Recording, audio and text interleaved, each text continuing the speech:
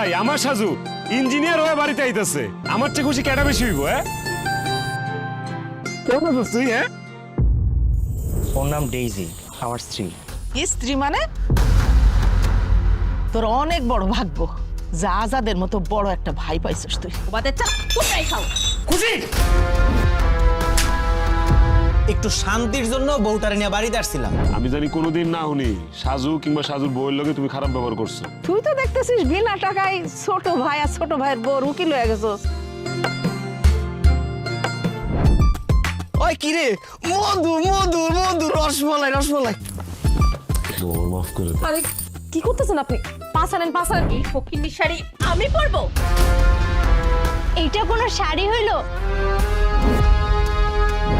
তোর বিবাহিত বউ অন্য পুরুষের সাথে ফষ্টি নষ্টি করতেছে, সেটা তোর বড় ভাই দেখা তার শাসন করছে, তার জন্য তুই রাগ দেখাইতেছিস। আমি ভুল আছিলাম যে আমার একটা মা আছে, আমার একটা ভাই আছে, আমার একটা ভাবি আছে।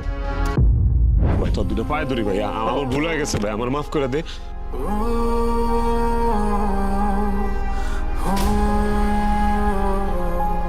সাজু কেমন করে দেখবো না, আমার দুই বেলা খাওয়াইবো না।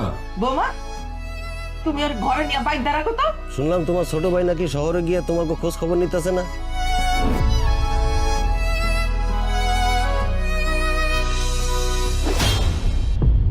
ভাইজান খবরদার